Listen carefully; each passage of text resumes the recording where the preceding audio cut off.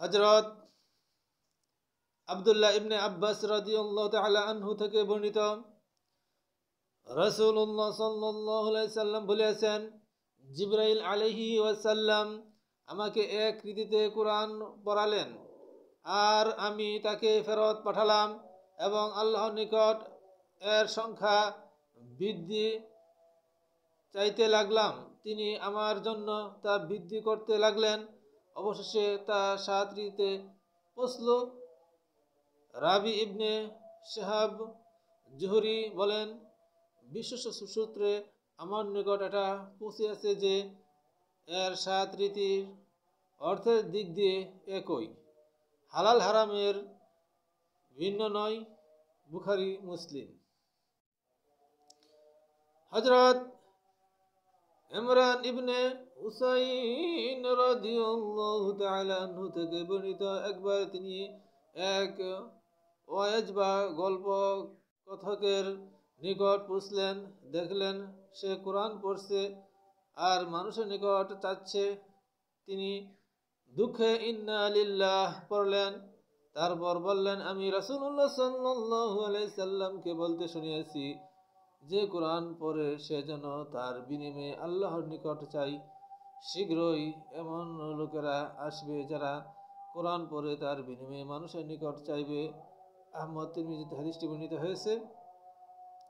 হযরত বুরাইদা আসলামী রাদিয়াল্লাহু তাআলা আনহু বলেন, রাসূলুল্লাহ সাল্লাল্লাহু আলাইহি ওয়াসাল্লাম বলেছেন, রাসূলুল্লাহ সাল্লাল্লাহু আলাইহি ওয়াসাল্লাম বলেছেন যে কোরআন পড়ে মানুষের নিকট খাবার চাই, কিয়ামতে সে এমন অবস্থায় উপস্থিত হবে যে তার চেহারায় হাড় থাকবে, তার উপর গোশত থাকবে না। বাইহাকী শুআবুল ঈমান গ্রন্থে হাদিসটি বর্ণিত হয়েছে। হযরত ইবনে আব্বাস রাদিয়াল্লাহু তাআলা আনহু বলেন, রাসূলুল্লাহ সাল্লাল্লাহু আলাইহি ওয়াসাল্লাম সূরা সমূহের মধ্যে পার্থক্য বুঝে উঠতে পারতেন না যতক্ষণ না বিসমিল্লাহির রহমানির রহিম নাজিল হতো। আবু দাউদ। এই সকল হাদিস থেকে আমরা কি বুঝতে পারলাম?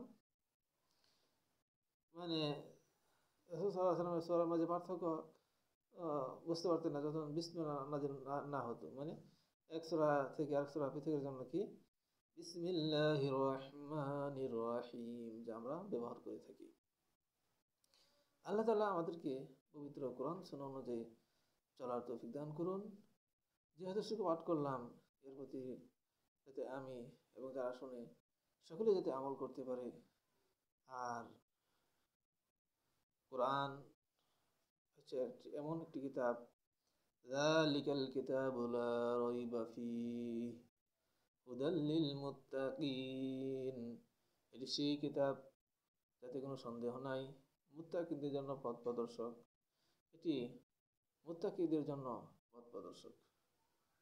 তাই আমরা বলতে পারি আল্লাহ তাআলা আমাদেরকে কোরআন সুন্নাহ অনুযায়ী চলার তৌফিক দান করেন এবং মুত্তাকি হিসাবে কবুল ও মঞ্জুর করেন।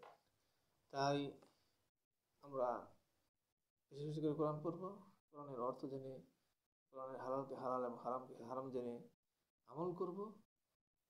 আল্লাহ তাআলা আমাদেরকে সেই তৌফিক দান করুন।